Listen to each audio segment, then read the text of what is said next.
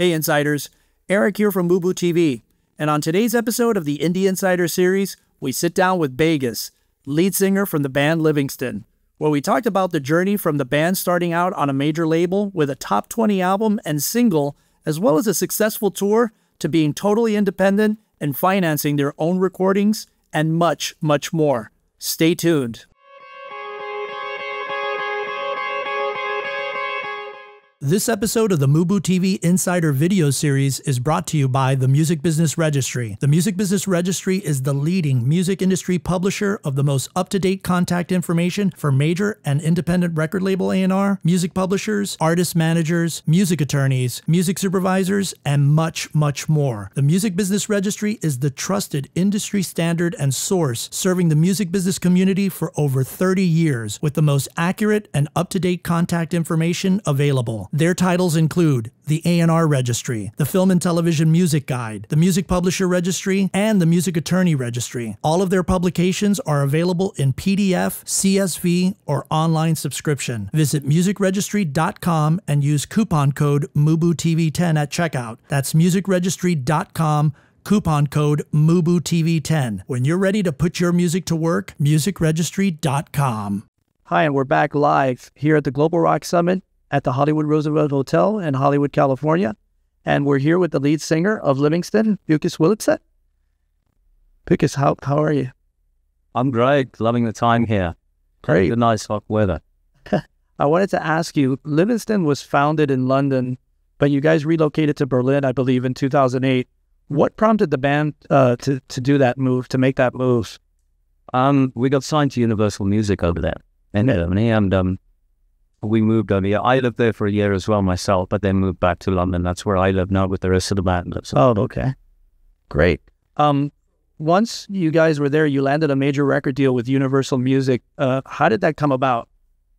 How did the actual deal happen? Yeah, how did everything with the deal form? And I think it probably just in the usual way. We got a support tour through some friends. So Jakob, the guitarist in our band, is German, and then through some friends of his, he got a support gig for us for the band that's relatively well known over there still now. And we did a month-long support tour over there, and the Universal happened to be at one of the shows, and that picked us up.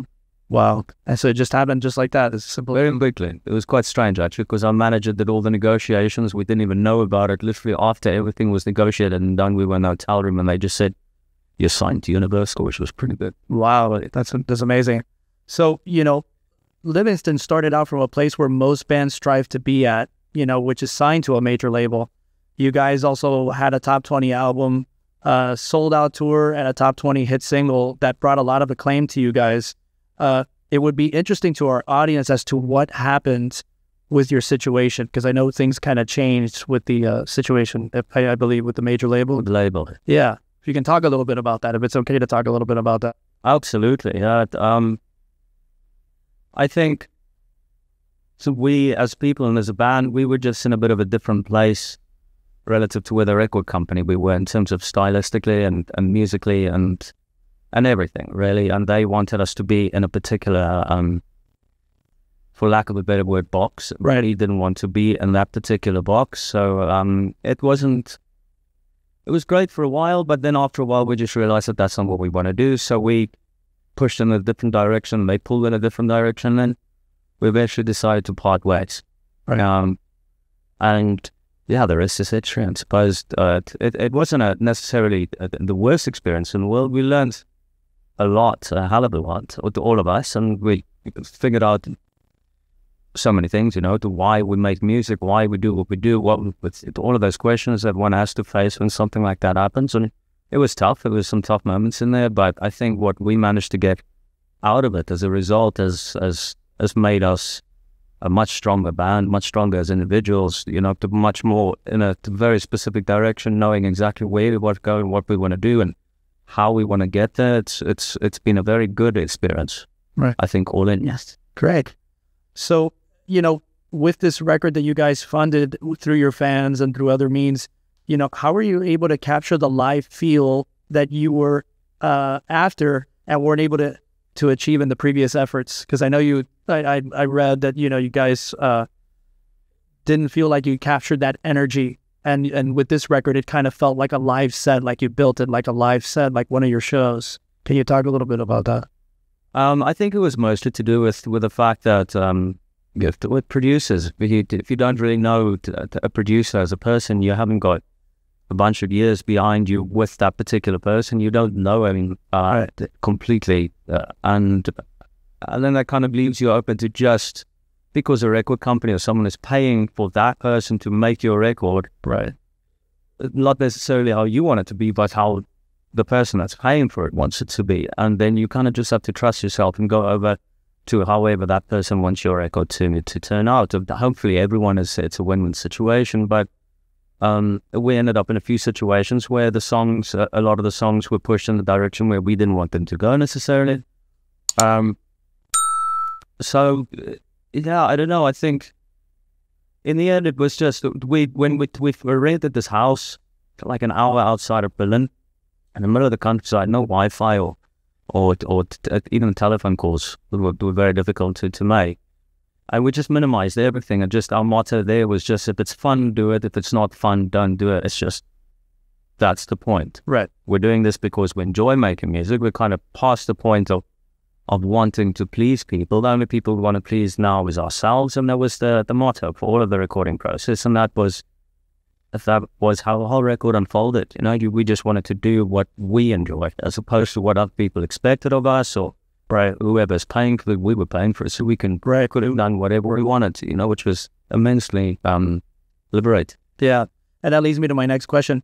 Having made a record or records for the major labels, and then now making this record that you made totally independent, totally in control, in retrospect, which situation do you prefer as far as like coming from the major label or you know, independent? No contest. No contest. Doing your own music in the way that you want to do it and having full creative control is in my opinion, leagues above anything that I've ever experienced in the music industry. It's so much more fulfilling and rewarding, and I'm really proud of every single moment on that record, whereas I can't necessarily say that from what we've done before. Right.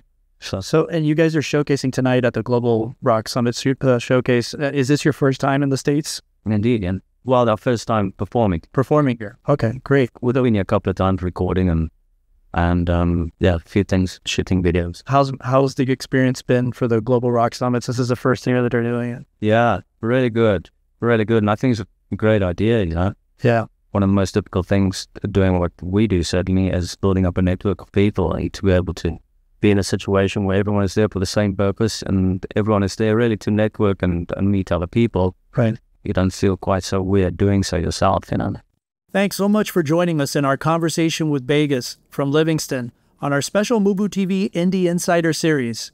If you haven't done so already, make sure to subscribe to MUBUTV for more information on how to educate, empower, and engage your music career. You can also check out a summary of this episode and everything we talked about in the description as well.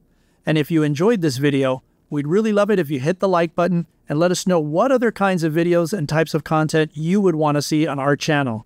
Hit us up in the comments below, and we'll see you in the next video.